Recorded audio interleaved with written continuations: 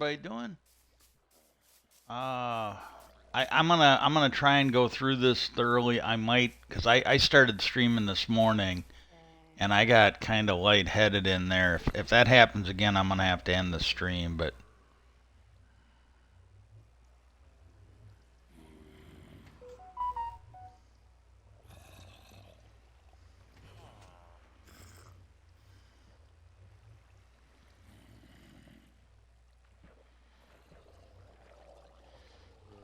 hey, welcome aboard. I got my got it going on the tablet so I can kind of keep an eye out. As at least until things change, as things go right now, and everything I got is not exactly the best, but right now, oh, hang on, this ain't working.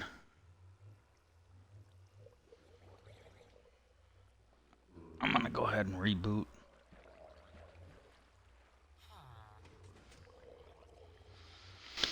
If I don't forget, I will get this back on later. Now, if I really have no idea, but Silent Whisper, and I don't, since I don't know who did it.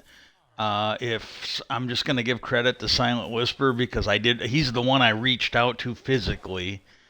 I don't think I, I don't, I think I'd have more numbers if Mojang was, but I don't think Mojang's tracking my stream, looking for the mastermind to unlock all their glitches so they can fix them. Now, Silent Whisper might. He's got a very big following, very good streamer, very good Minecrafter.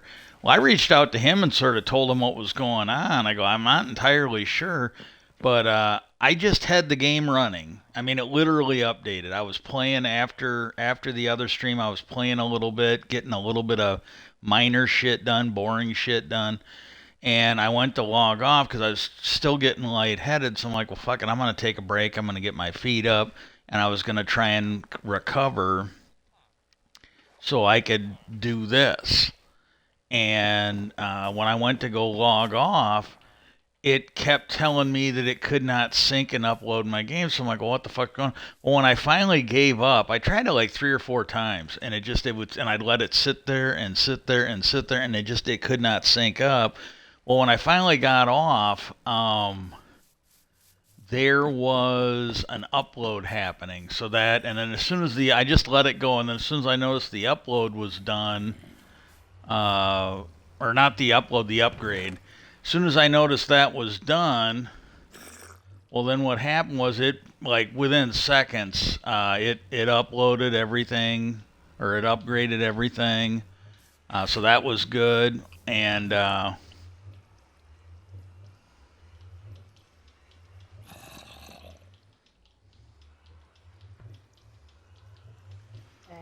again, I don't, just on the off chance you guys had something to do with it, I don't think I'm having that big of an impact. But in case you guys had something to do with it, uh, I gotta tell you that at one stream I did, I let you guys know, the couple of you that run, and I really sincerely asked you for help on that. It sounds like, from what I'm hearing, it sounds like the amendment might have passed the Senate. So, like, my second call to action that I'm doing right now, I'm calling for it again. Uh, it sounds like the amendment for UFO disclosure has passed the Senate, but 2 sessions in a row, one house, and then like the House did it one time, the Senate did the other. They passed something on getting rid of daylight savings time, so we just have one thing all through the year. And both times they only passed it in one house, never made it to the president. So let's not drop the ball on this. My understanding is that it's passed the House. That's what David Grush told Joe Rogan, I think it was. If you haven't watched it yet, that if you have any interest in UFOs, any type of paranormal, you should really go check that out because that was one of the best interviews I've seen. Joe Rogan gets a lot wrong, but man, he is one hell of a fucking investigator. He really is. And but go ahead and watch that on Spotify. And The but it sounds like it's getting held up in the House. So please, maybe reach out to, everybody in Washington, even the president. But it sounds like if it passes the House and Senate and gets to the president, it is likely going to be signed. It might not be everything we want, but I got to tell you, I don't know about you. Most, if not all, of the people that are watching us probably weren't alive when I was a kid. I gotta tell you, they made this made-for-TV movie called Hangar 18, I think, when I was a kid. I might have still been in grade school. It was a while ago, and that kind of put me onto this. And at this point, I would happily take half a loaf rather than a whole loaf.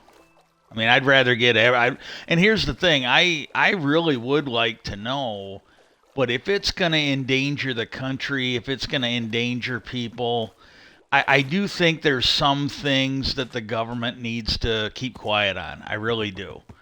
And but as much as they can release safely, and this is where the rub is, because is there anybody in Washington that you can really trust? I don't know. I used to be a lot more trusting, and then working at General Motors, I kept bringing up quality issue. Next thing I know, I am pretty sure I got drugged or poisoned for wanting to build a good car. There was something going on. It was somebody. This when I was on third shift. There was somebody going in trim one, and they were fixing a whole bunch of shit. See, we had this thing down there. There, I'm not gonna give names out. I don't want to do that. And because a lot of this happened before, because when we got down there, there was a certain group. They were from Indiana, and like, let's say the name of your town was Roscoe. They had these short shirts made that they wore, the Roscoe Mafia. And I thought that was kind of neat until now. The story I got on it was these people, they got it was better before we went into bankruptcy. This is another thing the union should really fight to try and get back. But it was one thing before the bankruptcy. It still wasn't bad after the bankruptcy, but it was not nearly as good. It was still better than what you'd get at almost any other job. But they give you like a moving allowance if you had to, for whatever reason, if you had to transfer from one plant to another, had to, not wanted to, had to. Whether they downsized, whether they eliminated a shift, eliminated jobs, or the plant closed, you'd get this moving allowance to help you move. And they got that allowance to move. Well, the story I heard was they wanted to get that plant to shut down so they could get the money to, this is just fucking stupid. I'm sorry. I know we're not supposed to call people stupid, but they got to meet us halfway and quit being fucking stupid. But that's what was going on, that they wanted the plant to shut down, the one in Indiana, so they could get that money to go somewhere else. And it's like, dumb fuck. You're going to run out of plants to go to pretty soon. The company's going to go under if, and I can't, I'm not saying because I don't know, but I am speculating, were they sabotaging things? Were they fucking things around? And again, who knows? Maybe it was that kind of attitude that caused me, it's like, oh my God, we can't build a quality product. We'll never get our travel allowance to go somewhere else when this place shuts down if we fuck around and start building a good truck. And there was somebody that was coming in from another department or another area to do a repair, and they were there like all night. They were literally there all night fixing shit. And I kept joking with them. I go, you guys should get like a desk and some tools over here so you don't have to carry your fucking toolbox with you. And she told me, she goes, I don't understand these people. She goes, I don't want to have to move to another fucking plant. She was pissed. And I don't know. But well, anyways, so let's get that going. Let's get a hold of them. Let's get that passed out of the House. The other thing is Please write to everybody you vote for. If this is a moral thing, hey, but um, please write everybody you vote for. Let them know we need to legalize assisted suicide. It's a long story, but when we look at all the kids that are dying, when we look at the dumb fucks in office that are fucking us up, they're letting, they're okay with, and these are different groups. There's some people out there that are okay with terrorists raping Israeli women, and they just want to sweep that under the rug and bash Israel. And then you got other people that do not want to do anything to fix global warming. With all the bullshit going on, with the mass murders in school with guns and all this other shit, the fact that we have people being thrown out of hospital, their families don't want to give up on them, but nobody can pay the fucking medical bills. I firmly believe that it would be easier to get legalized assisted suicide than it would be to fix healthcare, fix disability, and all the other shit that's going on. So please do that. I watched my mom die in hospice. Regardless if it's because I'm going homeless and I don't have any money or I'm actually getting sick. I mean, like, I would still be, just if this makes a difference, if I won I still got to check my most recent tickets, but if I literally won the lottery, I would still be asking you for this. I got to put a fucking bed over here. I would still be asking you that for this. It just might not be as big of an emergency because down the road, I don't want to have to go through what my mom did. And this does seem to be getting worse. So please, seriously, try to find a way to look at this as a positive thing, a solid thing to help a reasonably decent person, me, and other people out there. There's people that are sick. There's people that are dying. This just gives them a better option than what they might have right now. And but anyways, so they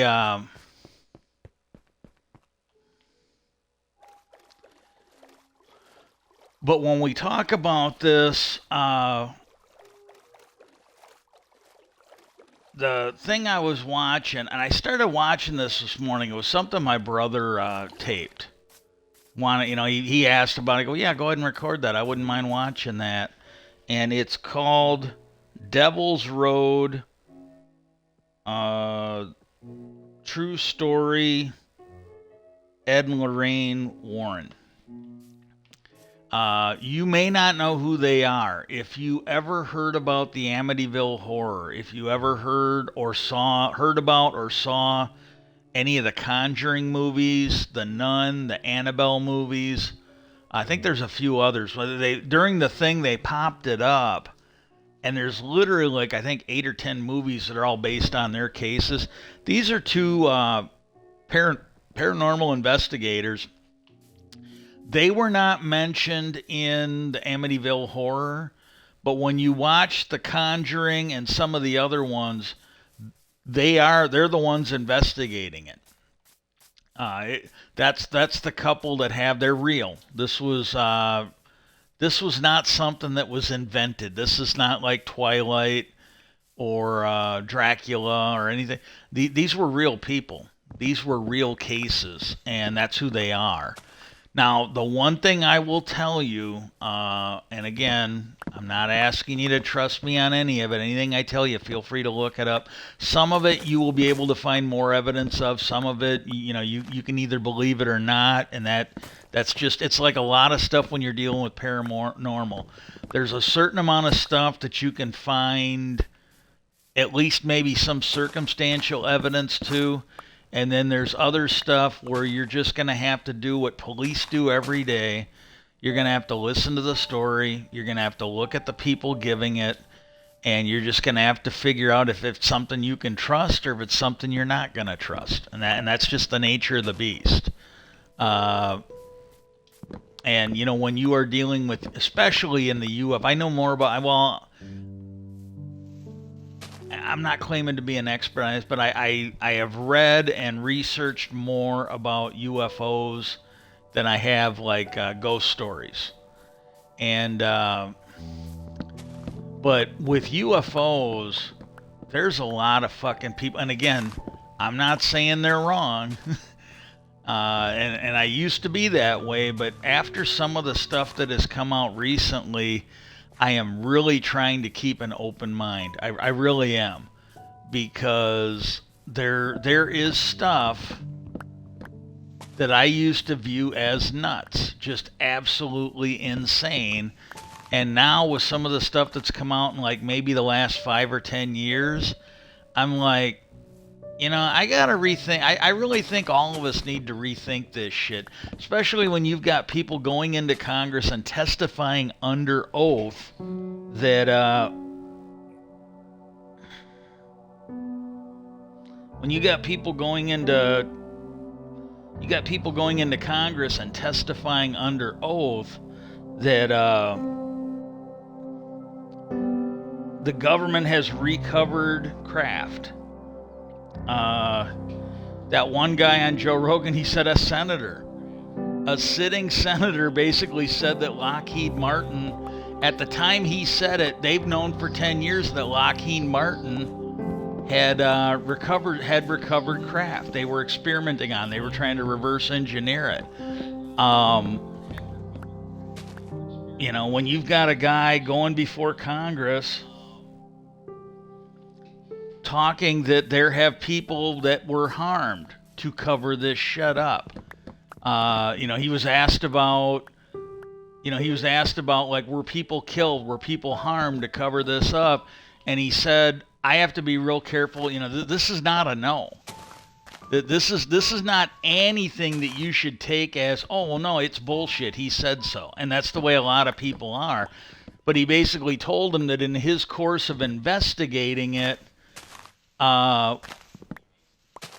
when he ran into stuff of that sort, he goes, I can't really talk about that, but he goes, in every case, I told them the best place to report that so that it could be properly investigated and and steps be taken.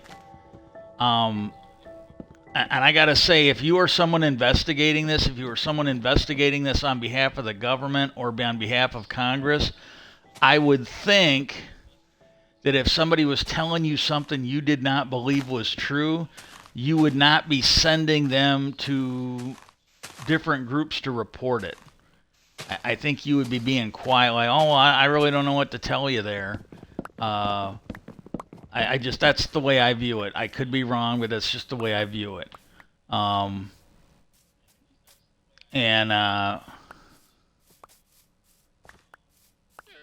whenever I was in a position like that, if